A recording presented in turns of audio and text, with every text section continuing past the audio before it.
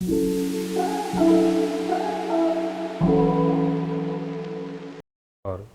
जैसा कि आप सभी जानते हैं, यूक्रेन और रशिया का युद्ध दुनिया के लिए बहुत बड़ा संकट है। ये अलग विषय है, इसके लिए किसको दोषी ठहराया जाए। दोष देने से पहले या ये कहें इसका विश्लेषण करने से पहले हमें 1991 के सोवियत संघ के विघटन से पहले जाना पड़ेगा।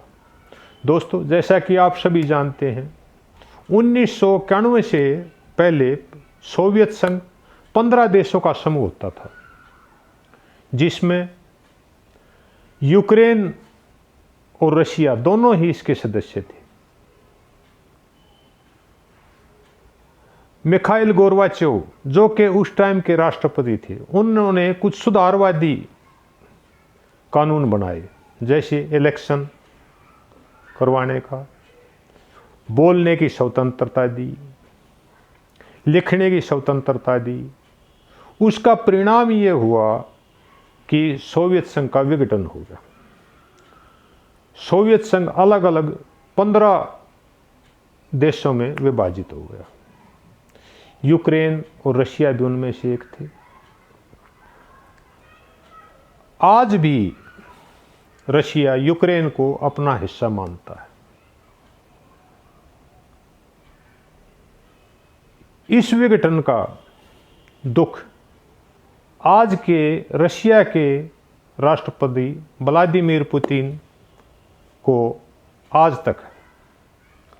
दोस्तों,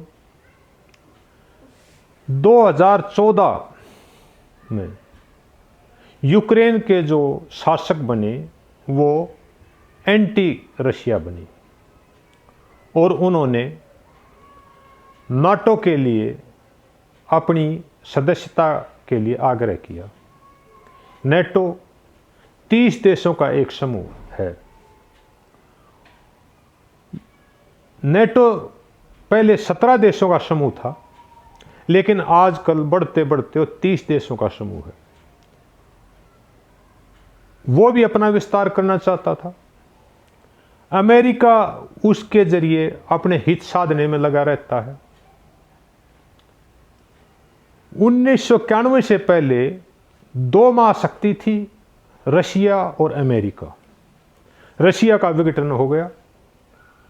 दुनिया में अकेली महाशक्ति अमेरिका रह गया।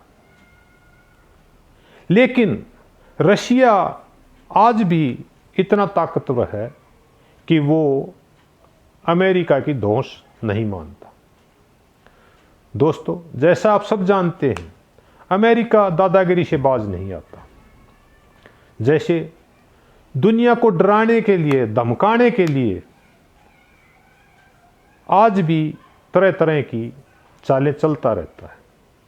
पहले इराक पर हमला किया, ये कहते हुए कि ये परमाणु हथियार बना रहा है, जबकि उसके पास कुछ नहीं निकला। उसके बाद वियतनाम पर हमला किया, अफगानिस्तान पर हमला किया, लेकिन रशिया पर हमला करने की हिम्मत नहीं थी, क्योंकि सामरिक दृष्टि से रशिया भी ताकतवर देश है। मेरा मानना है उसके बाद एक चाल चली गई कि यूक्रेन को नाटो के जरिए अपनी तरफ किया जाए, क्योंकि यूक्रेन और रशिया की संस्कृति मेल खाती है और वो रशिया में जाने के लिए एक दरवाजे का काम करेगी। डोर स्टेप है यूक्रेन। उस टाइम के राष्ट्रपति व्लादिमीर पुतिन इस बात को भली भांति जानते थे। 2014 में उन्होंने क्रिमिया पर हमला कर दिया और अपने अंदर मिला लिया, जिसका विरोध हुआ। रशिया को G8 से निकालकर G7 बना दिया गया।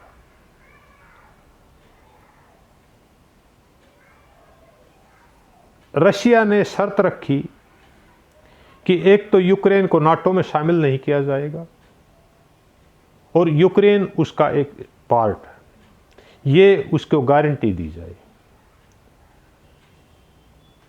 लेकिन उसकी नहीं मानी गई। पुतिन जानते थे अगर यूक्रेन में अमेरिका और नेटो देश घुसे तो वो रशिया का कितना भी अहित कर सकते हैं, इसलिए उन्होंने यूक्रेन पर हमला कर दिया, जिसकी विश्व में किसी को भी आशा नहीं थी। अमेरिका ये मान रहा था कि धमकी ही काफ़ी है, लेकिन इस सब को धत्ता बताते हुए रशिया ने यूक्रेन पर हमला कर दिया। और जो नेटो और अमेरिका धमकी दे रहे थे, उन्होंने हाथ खड़े कर दिए कि हम यूक्रेन में सेना नहीं भेजेंगे, और यूक्रेन युद्ध में अलग थलग अकेला पड़ गया।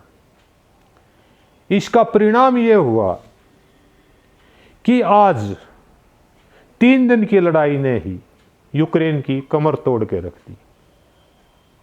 आज लाखों दूसरे देशों के आदमी यूक्रेन में फंसे पड़े हैं, वहां पर खाने पीने का संकट खड़ा हो गया है।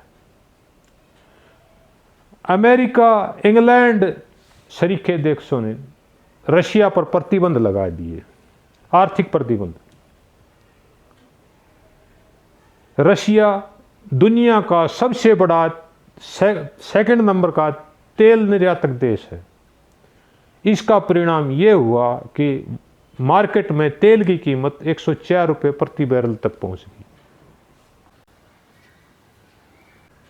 शेयर मार्केट धड़ाधड़ गिरने लगी। यह था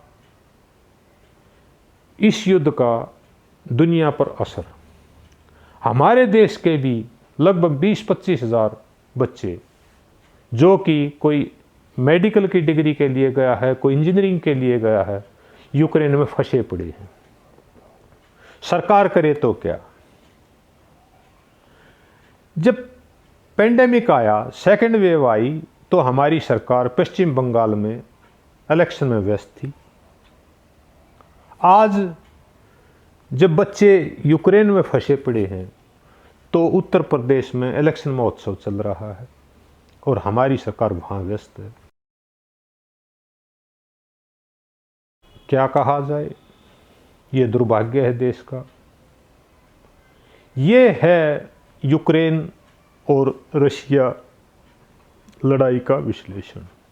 अगर माना जाए तो ये पूरी का पूरा अमेरिका और नेटो की विस्तारवादी नीति का परिणाम है। दोस्तों, हौसला अफजाई के लिए धन्यवाद।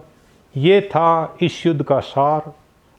ये आपको कैसा लगा, कमेंट बॉक्स में कमेंट जरूर करें और मेरे वीडियो को सब्सक्राइब करें। जय भारत, जय हिंद।